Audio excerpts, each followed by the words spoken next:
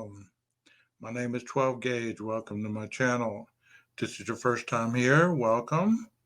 Hope you guys find what you're looking for. There's a lot in store in this channel. There's true crime, there's concert videos, there's lives, there's a little bit of everything for people. There's journal entries, there's all kinds of stuff. So hopefully you find something that catches your attention and you keep coming back. If you enjoy the content, hit a like and a subscribe. And tonight we're going to talk about today's headlines, a little bit of Idaho news, a little bit of Texas news, and cold cases. So let's go ahead and begin.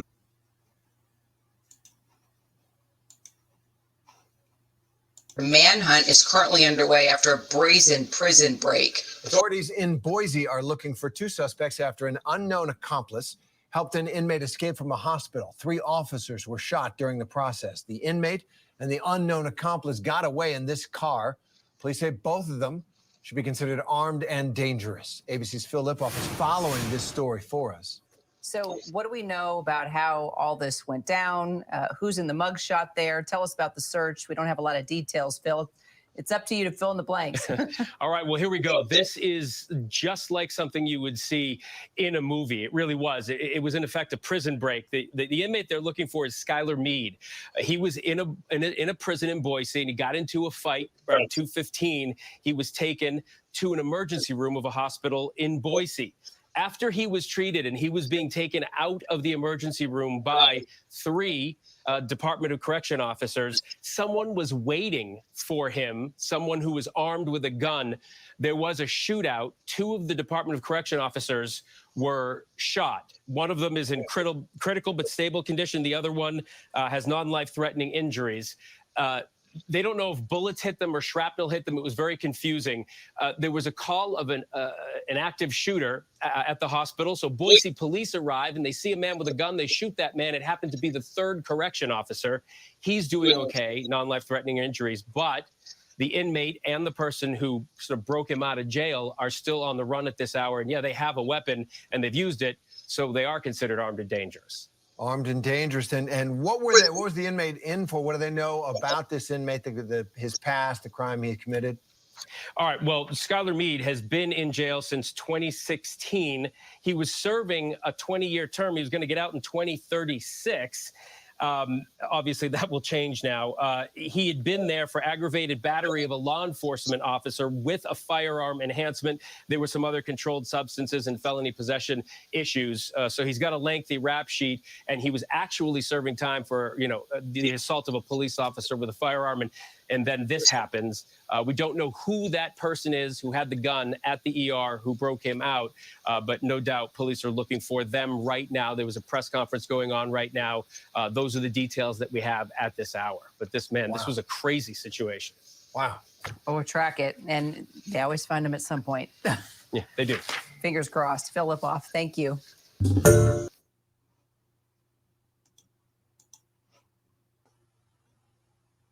That is pretty insane. Let's go ahead and hear what they got to say at the latest information they have.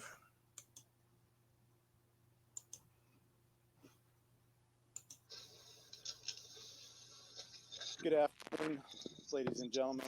Appreciate you coming today. My name is Ron Weiniger. I'm Chief of Police here in the Boise Police Department, and I have with me several folks, one who will also address you today, Josh Tewald, the Director of the Idaho Department of Corrections. Start with a quick recap of things that we have already provided as far as a press release and information. The incident began that we are discussing today at approximately 2:15 a.m. as the Idaho Department of Corrections officers to the hospital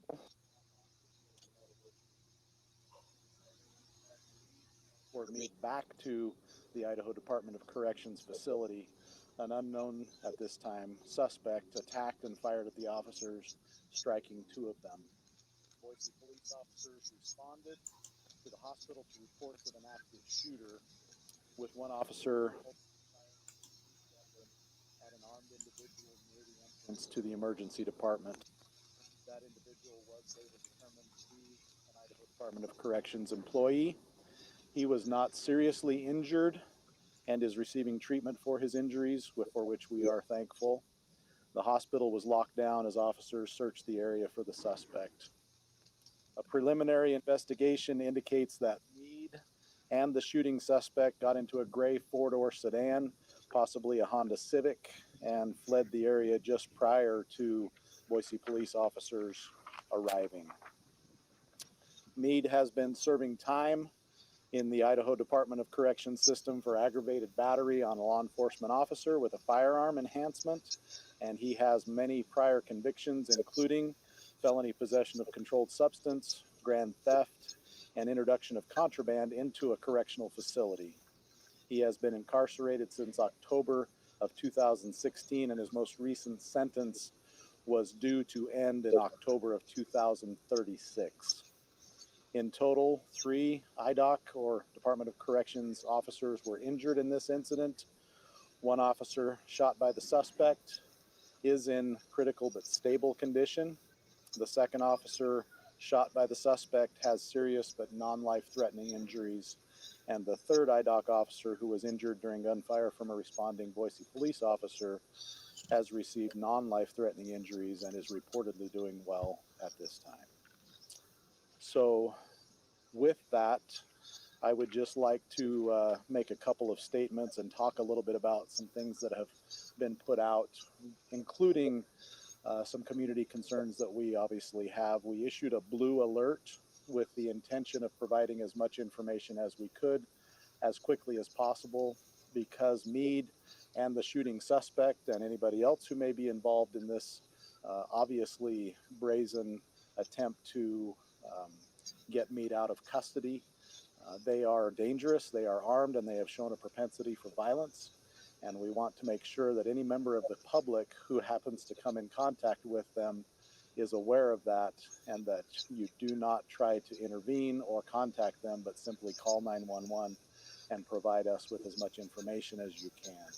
This is a very dynamic, unfolding incident, and we are searching as quickly as we can, following every lead we can, to try and get these folks into custody again as quickly as possible.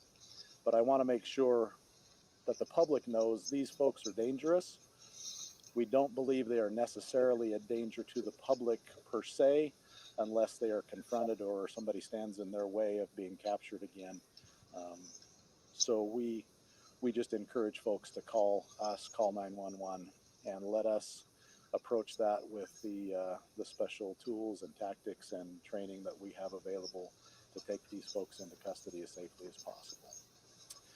I would like to again reiterate what we know about the suspects. Again, Mr. Meade, I believe we have provided photographs and updated photographs of him of particular note. He has tattoos on his face, the number 1 on one side of his face and the number 11 on the other side. He is a documented gang member and with the Aryan Knights. And obviously 1 is the first letter of the alphabet, 11 is K is the 11th letter of the alphabet, so the 1 and 11 refer to AK or Aryan Knights. And we believe that this was a coordinated attack, an ambush on the Department of Corrections officers, and certainly a planned endeavor to free him from custody. I will be happy to answer questions that you may have in just a few minutes, but I'd like to turn the time over to Mr. Tewalt from Department of Corrections to also address the incident involving their officers. We are certainly grateful that there has been no loss of life to this point. We understand it is a very difficult thing for these officers to go through. They have been wounded and injured, and that is a tough thing to endure, especially for them and their families and close friends and loved ones. So our hearts go out to them. We hope and pray for their speedy recovery, and I'll again answer questions in a few minutes for you. Thank you.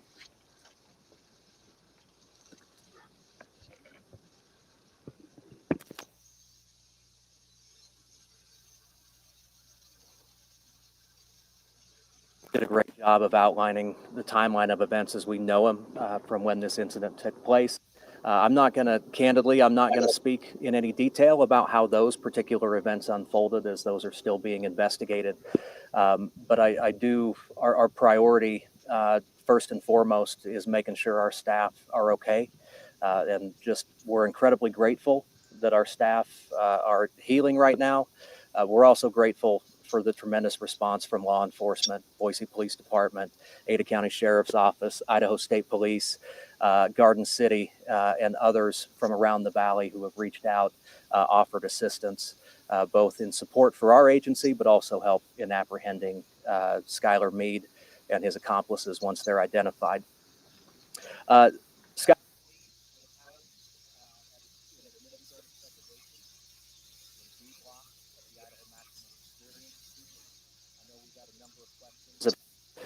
what led to his transport to the hospital.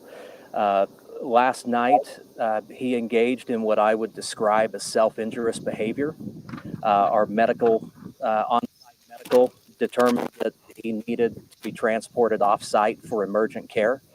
At that point, we stood up a transport team that left the Idaho Maximum Security Institution at 9:35 and arrived at St. Alphonsus Hospital at 9:50. Mead was treated until he was discharged at 2:08 this morning. And as we now know, 2:15, that 911 call was made for assistance. As a result, and the chief adequately and appropriately described this as what we believe to be a planned attack, but in the event that it was not isolated, we took every precaution we possibly could. At 2:33 this morning, the entire South Boise complex was placed on secure status. Our correctional emergency response team was activated. We deployed resources from throughout the state and the agency to help assist wherever those resources may be needed at the department or in the community. And we're especially appreciative of all the help that we have received since. In the meantime, we've also made every investigative resource at our disposal available to try to help understand how this attack was planned, but also to glean any information or intelligence that we can to help identify the accomplices or others who may have been involved in securing Mr. Mead's escape. With that, we're also happy. I'm happy to answer any questions that you all may have. But again, just really want to express our gratitude that no lives were lost this morning. That's, I think, from my seat, there's not a scarier phone call to get.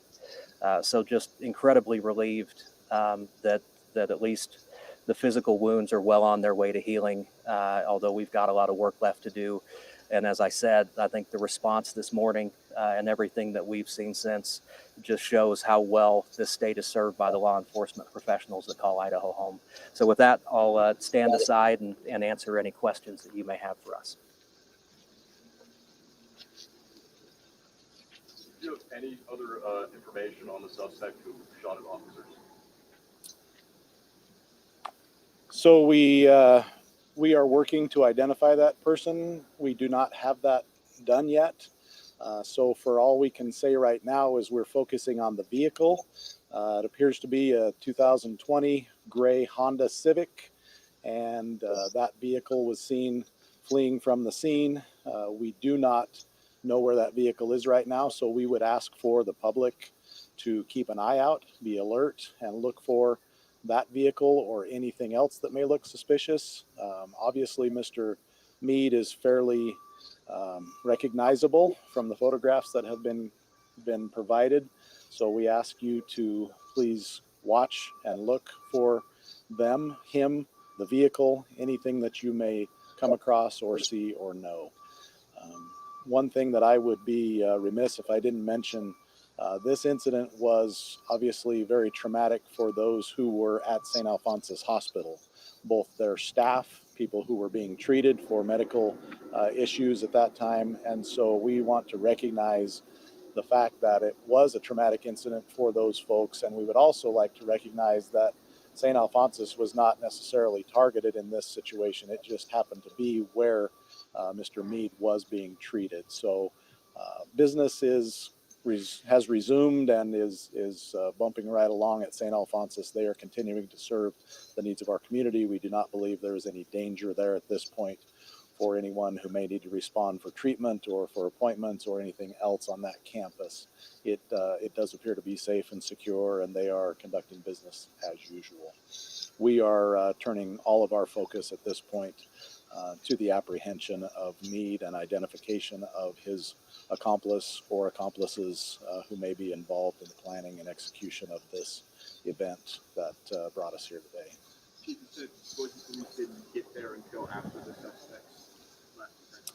The investigation does appear to show that they fled just prior to officers arriving on scene. So the initial shooting targeting the Idaho Department of Corrections officers, both of those officers were shot before Boise police arrived on the scene, and we believe that both the shooter and Mr. Meade fled in that vehicle before they arrived. And that third officer, you said they sustained injuries after being fired at. Could you say if they were shot? Certainly in the investigation will bear out those details. We know that, frankly, at the very least, there was some shrapnel type injuries from something. So I cannot definitively say if it was a bullet wound or if there was simply some shrapnel that injured him. But that will certainly be covered and become clearer in the coming days to us for sure. And are those IDOC employees in uniform, or are they not? I would have to let Mr. Tewald answer that question. Yeah, as a matter of practice, I'm going to get rid of that. Our transport staff are in uniformed, what we call black and tans with a ballistic vest. But they are in uniform. But I also think it's worth noting, at least from my discussions with the staff who were involved, just how chaotic a scene like that can be. And while the investigation is certainly going to help us better understand what happened, I can tell you from all of our staff who were involved this morning, we were appreciative of BPD showing up when they did. Another follow-up question to that. I know 3 of your employees were injured. Could you comment on the typical staff to inmate ratio you guys do perform one of those medical transports? Yeah, absolutely, and I think it's a great question. I think first, for context, there's a certain level of care that simply can't be provided in a correctional setting. We don't always have the resources, particularly when there's an emergency or it requires a level of service that isn't available on site at the facility. So we have transport procedures that are basically dictated by the custody level or the threat risk of the person being transported. As I noted before, Skylar Meade was in administrative segregation. There's not a higher custody level that we manage at the Department of Correction, and that's not a classification that is determined by your criminal history. It's a classification that's earned by your behavior while in custody. So we take a number of precautions, and in this case, we had 2 staff that rode with him in the ambulance, as well as providing a chase vehicle with armed staff. And in a typical higher risk situation like this, you have each unarmed staff member helps escort on one side of the individual, while you have an armed staff member that trails behind to keep watch. Can you say again that type of custody you was in? Administrative segregation. And what exactly is that? It's a form of restrictive housing that really is reserved for those people in our custody who have proven they can't be housed without being a danger to themselves, staff, or other people in our custody.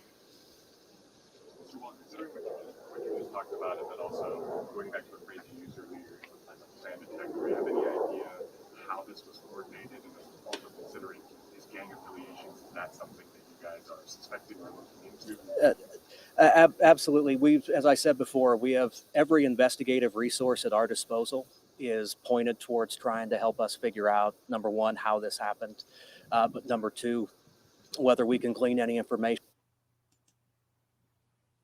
Okay, so the breakdown of that is basically that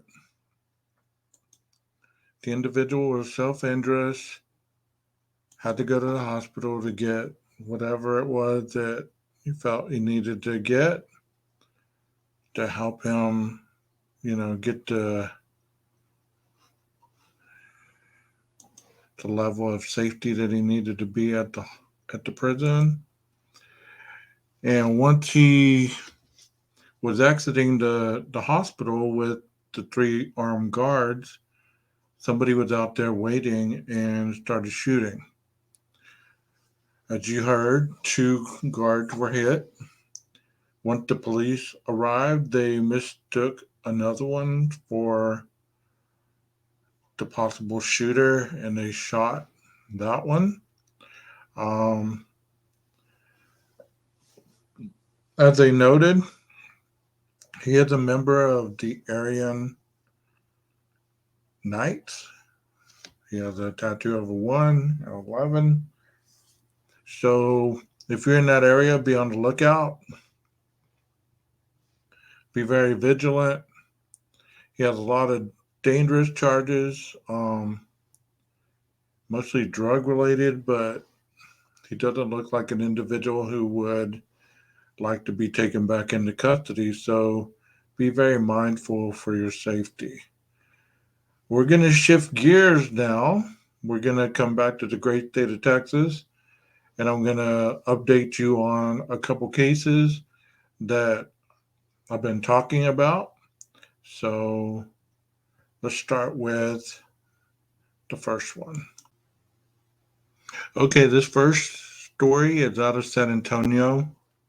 It's about a 17-year-old who went out walking her dog with a friend, never returned, and was found deceased. Let's listen to the update. A local family trying to come to grips with the loss of a young woman with so many things ahead of her.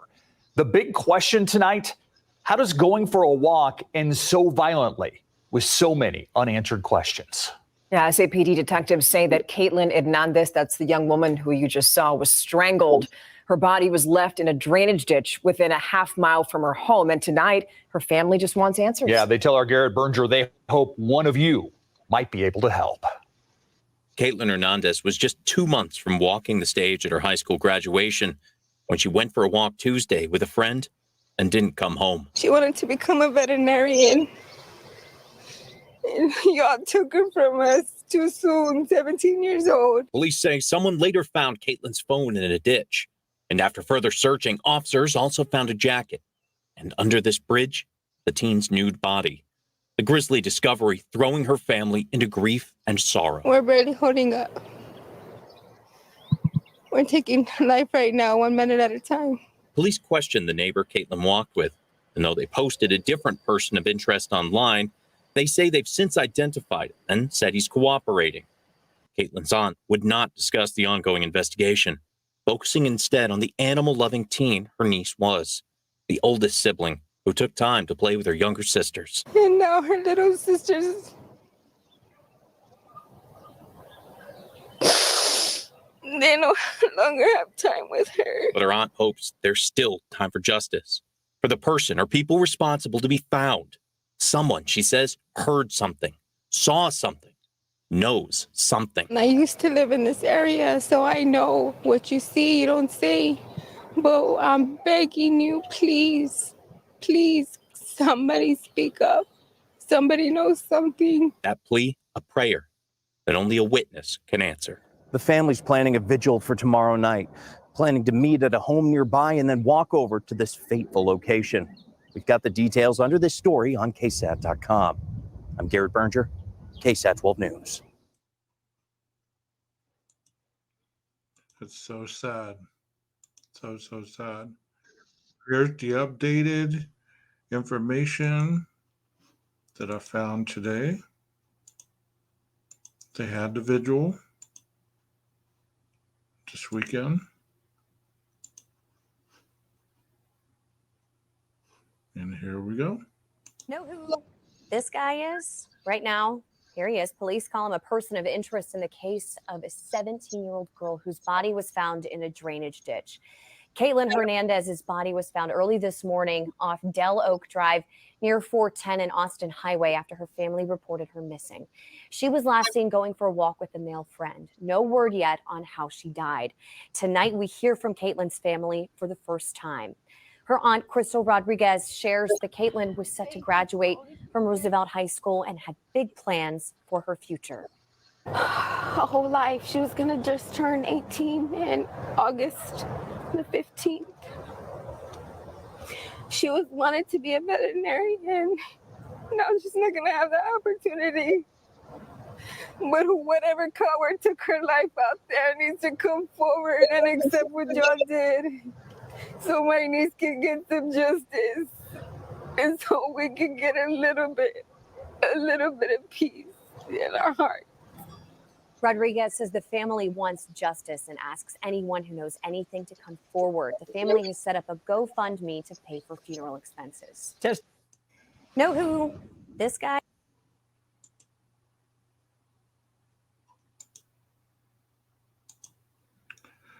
If anybody has any information on either one of those cases that we just identified and spoke on, the first one called Boise, Idaho Police Department, State Police, with any information. The second one called San Antonio Police Department, and let them know what kind of information you have regarding the information. I'm going to show you the area where Caitlin was deceased at. This area right here is where she was walking the dog with her friend. And this is where her coat was found. And she was found disrobed and deceased. Such a sad story. She was only 17.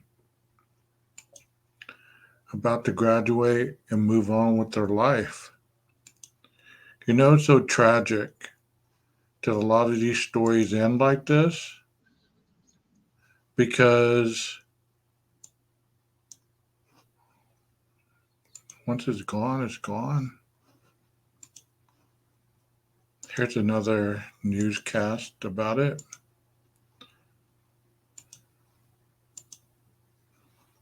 Justice for Caitlin. Our top story tonight, we've learned the identity of the 17-year-old girl who was found naked and dead in a ditch on the northeast side.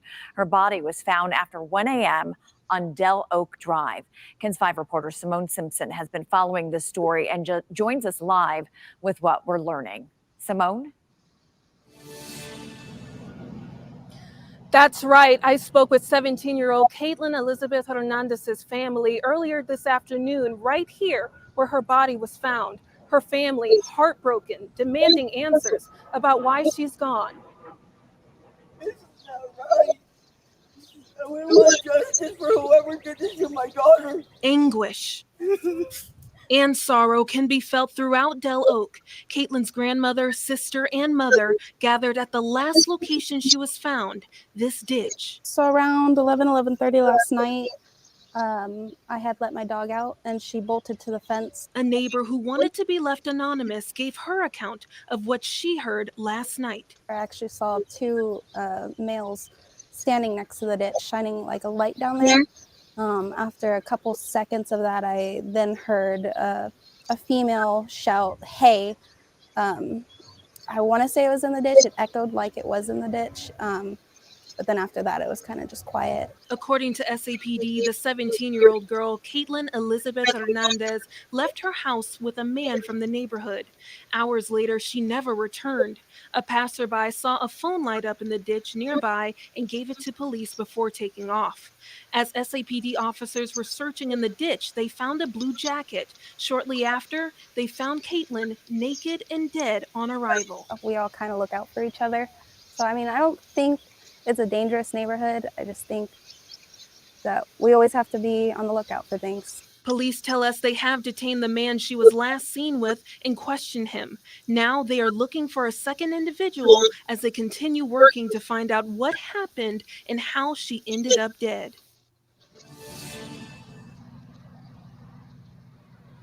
SAPD tells us that this is an ongoing investigation, and Caitlin's mother told us that not even 6 months ago, she lost another daughter who was 18. Good Lord.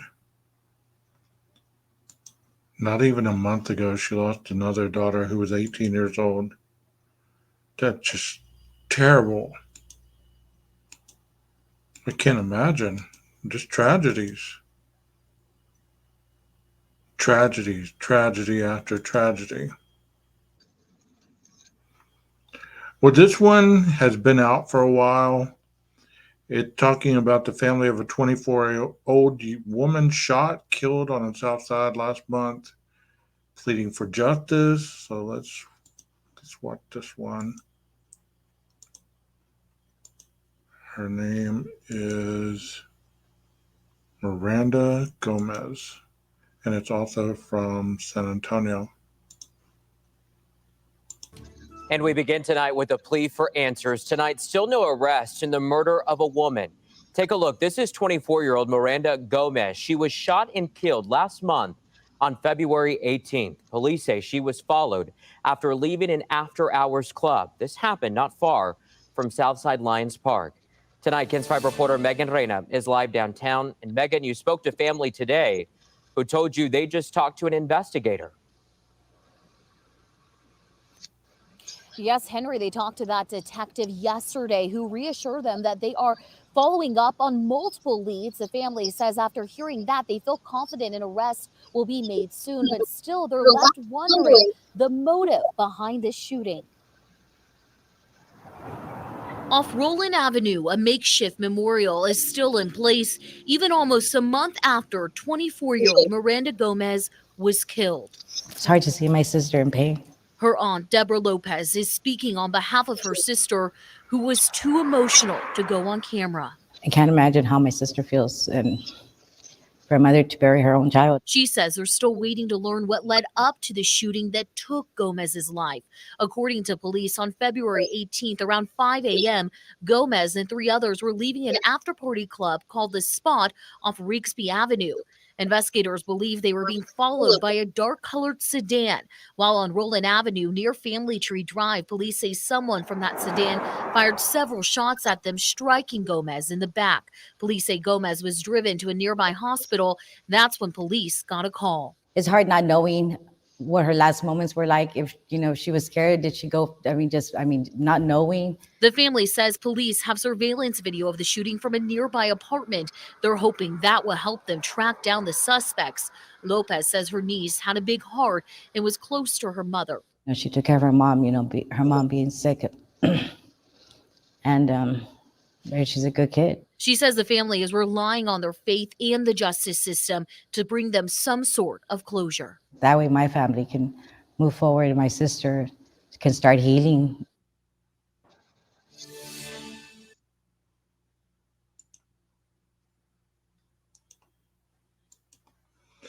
I know as creators and commentators, we get on this YouTube to talk about these tragedies.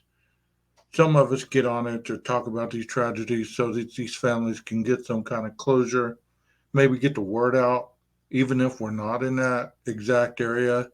Maybe somebody views our content who is, and maybe they have a recollection of a car they saw, a noise they may have heard, or they might have even been told by this person, this person, this person, and they can call and report that so the police can have some sort of person of interest. It's tragic. I'm not from Idaho, but I know one of the reasons why that case has so much light on YouTube today is because it's from Idaho. Idaho is going to have the eyes of the world on it until after the Idaho 4 case gets concluded. And then probably after that, because people are going to still be looking for clues to see if the police got it right, or maybe some of these other criminals are going to slip up and actually show their ugly faces. So I can tell you that true crime never goes away, and our world is getting darker and darker every day. You know, today I spoke to some juveniles, and the hatred in their voices, the disdain in their faces, just tells you everything you need to know about that kid. And you wonder, how did these kids go from being that lovable, kind, yes sir, no sir, yes ma'am, no ma'am type of kid to they don't want to hear anything from anybody. They don't want to be redirected. They don't want to have any kind of knowledge how to do something better with their lives. All they want to do is fight. They want to be violent. They want to carry guns. They want to shoot innocent victims. They want to shoot at innocent victims while trying to pursue other kids that they want to hurt. You know, it's a very dangerous world we live in. And if you believe that we don't live in a dangerous world, I don't know where you've been living, because you have to be hyper vigilant these days in order to go to the store, to go to the gym, to go out to eat, to go to the bank, because there's people that have nothing but time all day long, and they've chosen a side that they want to be on. They want to be on the outlaw or the thuggish side of the street so that they can get money and they can get things that they want, stealing it, robbing it, or just hurting somebody for it. You know, it's tragic. It's very tragic. Christian Hernandez was just about to graduate, walking with a friend, lost her life. Miranda Gomez, riding home after being at a club, a car started shooting at her, lost her life. I really don't believe that people have the understanding of how fragile life is these days. I'm thankful to being alive this long, because for so many years I was trying to take my own life in other ways. And it's just very, very tragic.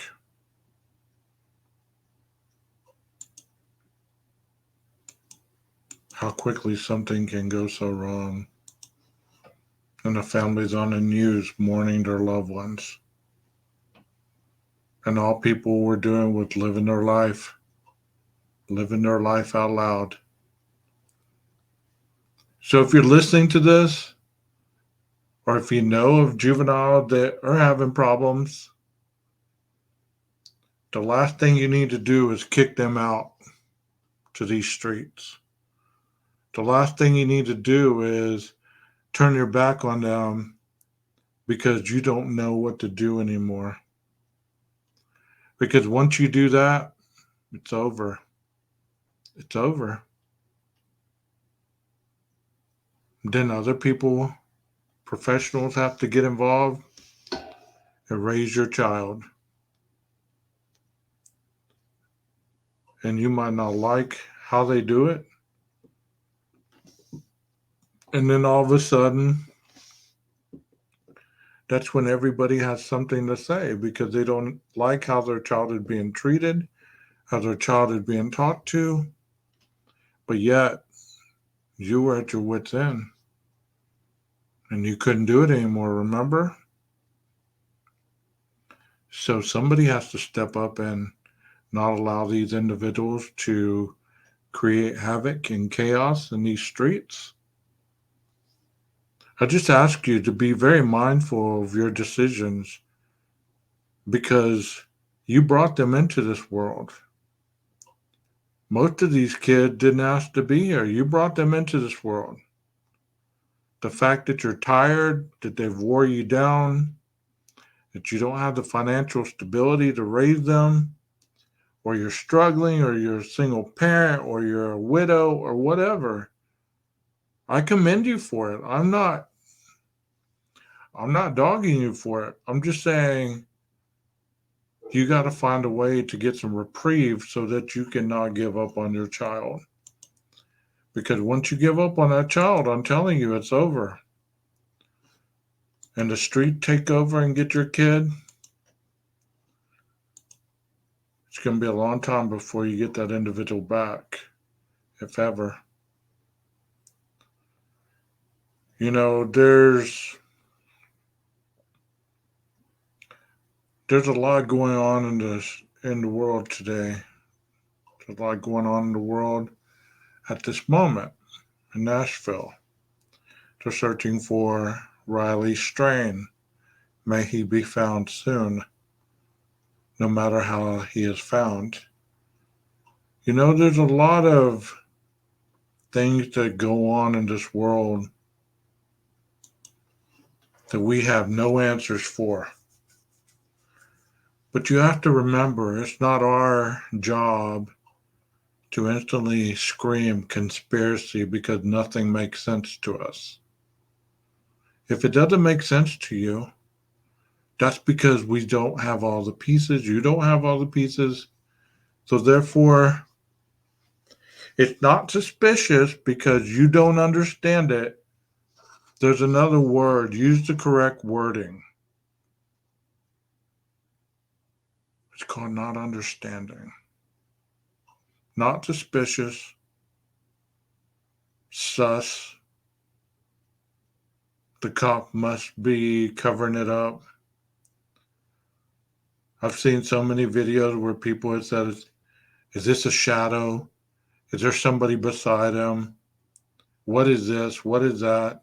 And the camera view is so blurred, just like in the Idaho 4 cases. These individuals have nothing better to do than to create drama.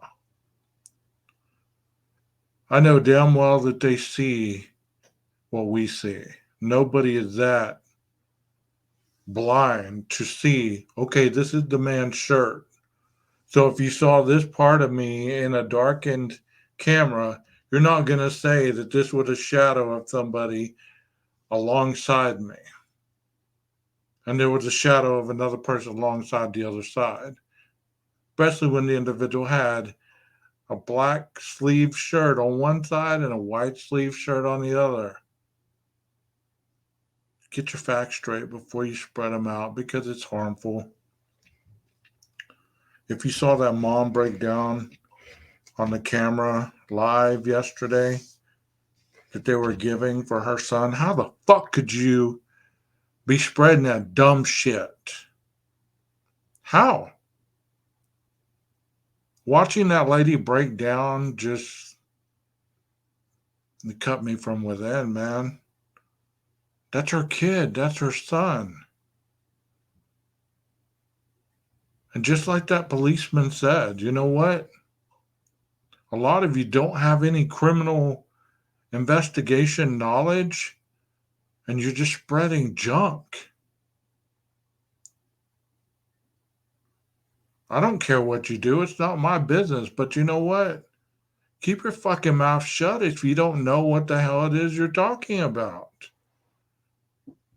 Quit spreading bullshit just to get clicks.